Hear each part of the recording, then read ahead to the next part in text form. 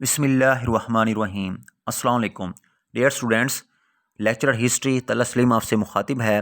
آج ہمارا 11th on line lecture ہے جس کا ٹاپک ہے formation of Islamic civilisation, Muslim contribution to science and technology.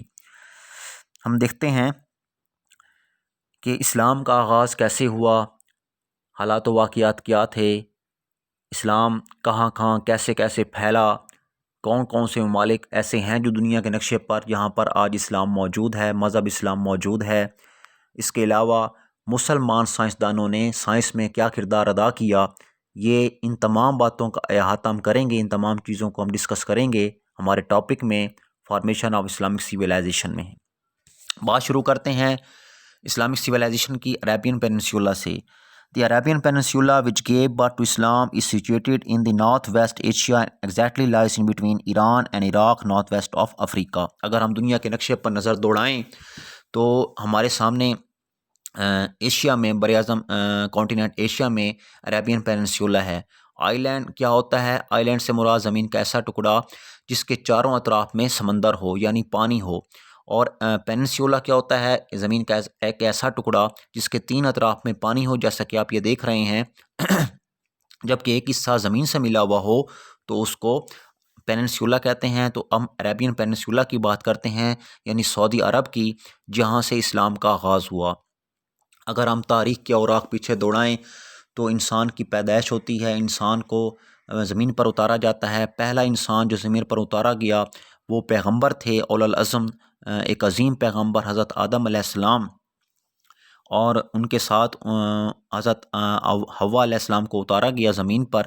کہا جاتا ہے کہ سری لنکا کی چوٹی ہے جہاں پر آج بھی کوہ آدم موجود ہے، کہ حضرت آدم علیہ السلام کو سری لنکا میں جو ہے وہ اتارا گیا۔ وہاں پر ایک آج بھی ایک چوٹی موجود ہے جس کو کوہ آدم کہا جاتا ہے۔ تو بات شروع ہوتی ہے حضرت آدم علیہ السلام سے۔ انہوں نے اللہ کی دین کی تبلیغ کی، وحدانیت کو بیان کیا۔ اس کے بعد کم و بیش 1,24,000 پیغمبر بھیجے گئے، نبی اور رسول بھیجے گئے، انبیاء کرام 1,24,000 بھیجے گئے، اور آخر میں آخری نبی حضرت محمد صلی اللہ علیہ وآلہ وسلم کو مبعوث کیا گیا اور رحمت للعالمین بنایا گیا۔ اور قرآن مجید جو الہامی کتاب حضرت محمد صلی اللہ علیہ وسلم پر نازل کی گئی وہ قرآن مجید ہے۔ جیسا کہ 4 آسمانی کتابیں موجود ہیں۔ 4 آسمانی کتابیں جو ہیں وہ ہمیں معلوم ہیں، جیسے تورات حضرت موسیٰ علیہ السلام پر اتاری گئی، زبور حضرت داؤد علیہ السلام پر اتاری گئی، انجیل حضرت عیسیٰ علیہ السلام پر اتاری گئی، اور آخری آسمانی کتاب قرآن مجید حضرت محمد صلی اللہ علیہ وآلہ وسلم پر نازل کی گئی۔ حضرت محمد صلی اللہ علیہ وسلم کی جو مقام پیدائش ہے ہمارے نبی کریم صلی اللہ علیہ وآلہ وسلم کی، وہ سعودی عرب ہے۔ سعودی عرب میں شہر مکہ ہے۔ تو یہ عربین پیننسولا آپ کے سامنے ہے، اس کے بارے میں ہم دیکھتے ہیں۔ The people who inhabited this land were known as Arabs. They were Semitic people and much of their territory was and is now barren. ان کی جو زمین تھی وہ بنجر تھی، پہاڑی علاقہ تھا، but land surrounding the few oases which exist there and are fertile. کچھ علاقے جو سرسبز تھے، شاداب تھے۔ Rainfall was negligible and the whole land turned into desert at the time of Muhammad's birth. Was thinly populated. حضرت محمد صلی اللہ علیہ وسلم کی جو آپ کو نبی بنا کر بھیجا گیا، آپ کی پیدائش کے وقت وہاں پر آبادی موجود تھی۔ The Arabs became nomadic, nicknamed as Bedouins. یعنی وہ بدو قبائل تھے جو ایک جگہ سے دوسری جگہ، نومیڈک خانہ بدوش، ایک جگہ سے دوسری جگہ جو ہے وہ ہجرت کرتے رہتے تھے، خوراک کی تلاش میں، پانی کی تلاش میں۔ تو اس طرح ان کو نومیڈک قبائل سے کہا جاتا ہے۔ اس کے علاوہ وہاں جو تھا وہ the shrine of Kaaba at Mecca which contained the image of the many tribal gods became a great centre. آپ کی جو ہے نبوت، یعنی نبوت سے قبل، یعنی اسلام سے پہلے یہ جو دور تھا یہ تاریکی میں ڈوبا ہوا دور تھا۔ لوگ بتوں کی پوجا کرتے تھے، ایون کہ خانہ کعبہ کی جو عمارت ہے اس میں 360 بت رکھے ہوئے تھے۔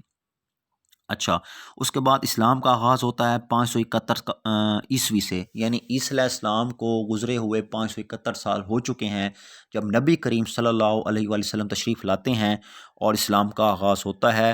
نبوت کے 40ویں برس پیدائش کے 40ویں برس آپ کو جو ہے وہ نبوت کے درجے پر فائز کیا جاتا ہے، اور اس کے علاوہ تبلیغ کا حکم دیا جاتا ہے۔ ہم دیکھتے ہیں کہ عربین پیننسولا میں یہ جو اسلام کا جو سنٹر تھا، اس کے ساتھ اسلام پھیلا مختلف علاقوں میں۔ اگر ہم نظر دوڑائیں دنیا کے مختلف علاقوں پر کہ آج کہاں کہاں اسلام موجود ہے، تو کہا جاتا ہے کہ دنیا کے تقریباً 54 کنٹریز ایسی ہیں جہاں پر اسلام موجود ہے۔ عربین پیننسولا سے نکل کر آگے خلافت راشدہ کے دور میں، بنو امیہ کے دور میں، بنو عباسیہ کے دور میں، اس کے بعد آگے سلطنت عثمانیہ میں اسلام جو ہے وہ کافی کچھ پھیل گیا۔ آج 54 ممالک ایسے ہیں، 54 کنٹریز ایسی ہیں جہاں پر اسلام پھیلا ہوا ہے۔ یہ آپ سنٹرل ایشیا دیکھ سکتے ہیں، سنٹرل ایشیا جہاں یہ green part, dark green part ہے، سنٹرل ایشیا میں افغانستان، ترکمانستان، ازبکستان، قازقستان موجود ہے، یہ اسلامی ممالک ہیں۔ اچھا، اس کے ساتھ یہ سعودی عربیہ کے ساتھ عمان، سیریا یعنی شام، ٹرکی، اسرائیل یعنی موجودہ اسرائیل کا علاقہ جو کہ کنٹروورشل ایریا بھی ہے، متنازع علاقہ بھی ہے، شام، عراق اور فلسطین کے حوالے سے، یہودیوں اور مسلمانوں کے حوالے سے، اس کے ساتھ جارڈن ہے یعنی اردن ہے۔ اس کے ساتھ اگر آپ نیچے دیکھیں تو ساؤتھ افریقہ کا یا افریقہ کا تقریباً 70-80% جو حصہ ہے، یہ ریڈ گرین زون جو ہے، یہاں پر اسلامی ممالک موجود ہیں، جیسے Algeria, Libya, Egypt, Sudan, Chad, Nigeria, مالی، موریٹانیہ، ایتھوپیا وغیرہ۔ اس کے علاوہ اگر آپ یہ دیکھتے ہیں کہ ملیشیا، انڈونیشیا، یہ ایشیا میں بھی اسلام کافی حد تک موجود ہے، تو ہم کہہ سکتے ہیں کہ دنیا کے تقریباً ایک بڑے حصے پر اسلامی ممالک موجود ہیں جو کہ تعداد میں 54 ہیں تقریباً۔ ٹھیک ہے، یہ آپ دیکھ سکتے ہیں کہ یہ دنیا کا نقشہ ہے، اور دنیا کے نقشے پر یعنی یہ جو ورلڈ میپ ہے، ایک اس کا ایک پورشن ہے، اس کے حصے پر جو ڈارک گرین زون ہے، یہ اسلامک کنٹریز موجود ہیں جو کہ تقریباً 51 یا 54 ہیں۔ ٹھیک ہے، اس کے ساتھ ہم دیکھ سکتے ہیں کہ اس طرح ہم دیکھ سکتے ہیں کہ دنیا کے نقشے پر کہاں کہاں اسلامک کنٹریز جو ہیں وہ موجود ہیں۔ اچھا، اگر ہم رقبے کے حوالے سے دیکھیں اور آبادی کے حوالے سے دیکھیں کہ رقبے کے حوالے سے according to area, the biggest state of the Islamic state of the world, Islamic country of the world is Kazakhstan. ٹھیک ہے، Kazakhstan is the biggest Islamic country of the world according to area, and according to population, Indonesia is the biggest Islamic country according to population. کہ اس رقبے کے حوالے سے Kazakhstan سب سے بڑا اسلامی ملک ہے، اور آبادی کے حوالے سے انڈونیشیا جو ہے یہ سب سے بڑا ملک ہے۔ ٹھیک ہے، تو یہ آپ دنیا کے نقشے پر اسلامک کنٹریز دیکھ سکتے ہیں، یہ ڈارک گرین زون میں۔ اچھا، اب ہم دیکھتے ہیں کہ جو اسلام پھیلا ہے دنیا کے مختلف ممالک میں، تو اسلام کے حوالے سے مختلف مسلمان سائنسدانوں نے کیا کردار ادا کیا ہے، سائنس کے حوالے سے، ثقافت کے حوالے سے، تاریخ کے حوالے سے، اور ڈیولپمنٹ کس طرح ہوئی ہے۔ Like the Roman Empire, which was known for its vast size and variety of peoples, the Arab of Islamic Empire included its four subjects living in Spain, North Africa, in the Middle East.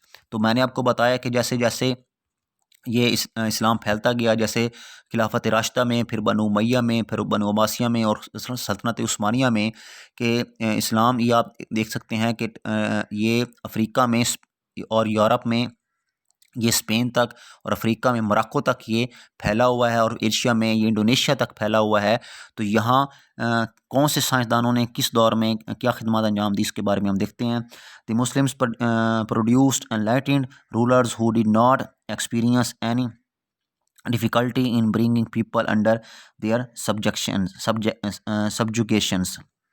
The most distinguished Muslim rulers of the time were Harun al-Rashid and his son Mamun. کہا جاتا ہے کہ بنو عباسیہ میں ہارون رشید اور ان کے بیٹے مامون نے بہت خدمات سر انجام دیں۔ The caliphs of that time wielded both spiritual and temporal powers, and the people considered them as the true representative of the Muhammad Islamic state. The Caliph not only worked hard to propagate the new faith but tried to bring about equality and universal brotherhood among Islamic nations. اس کے علاوہ ہم دیکھتے ہیں کہ بنو امیہ میں، بنو عباسیہ میں جو کام ہوا میڈیسن کے میدان میں، طب کے میدان میں، فلسفہ کے میدان میں، تاریخ کے میدان میں، وہ کیا ہوا؟ کہا جاتا ہے کہ ابن جابر بن حیان وہ شخص ہیں جن کو فادر آف ماڈرن کیمسٹری کہا جاتا ہے. The Arab contributed much to the progress of the scientist of medicine. The first to distinguish himself the fields was Rhazes. کہا جاتا ہے کہ ابو زکریا رازی جو ہیں ہو روڈ الحاوی، جنہوں نے الحاوی لکھی ہے، a comprehensive work on the practice of the medicine. After Avicenna, Ibn Sina al-Hasan of Basra distinguished himself with the original work on optics which was later translated into Latin or optical thesis. کہا جاتا ہے کہ ابو زکریا رازی، ابن سینا اور ابن حیثم وہ شخص ہیں جنہوں نے آنکھ کے اوپر کام کیا. Known in the West as Alhazen Alhaytham الحیزندی. Ibn Haytham was the first person to test hypothesis with the verifiable experiments, developing the scientific method more than 200 years before European scholars learned of it by reading its book. He was also nicknamed Ptolemy II. Ibn Haytham is regarded as the father of modern optics for the influential book of optics کتاب المناظر. انہوں نے جو ہے پن whole camera, اس کے علاوہ آنکھ کے مختلف مسائل، آپٹیکل فائبرز، مختلف آنکھ کی جو نقائص ہیں اور آنکھ کی جو بیماری ہیں ان پر انہوں نے کتابیں لکھی ہیں. کافی عرصہ تک، کئی سالوں تک ان کی کتابیں یورپ اور امریکہ کی درسگاہوں میں پڑھائی جاتی رہیں. ان کی کتاب المناظر بہت مشہور ہے. اس کے علاوہ الخوارزمی ہیں جنہوں نے الجبرا، جیومیٹری اور میتھمیٹکس کے حوالے سے بہت کام کیا. ان کو father of algebra and algorithm کہا جاتا ہے کہ یہ ان کو حساب کتاب کے حوالے سے، اس کے علاوہ علم الہندسہ کے حوالے سے انہوں نے بڑا کام کیا.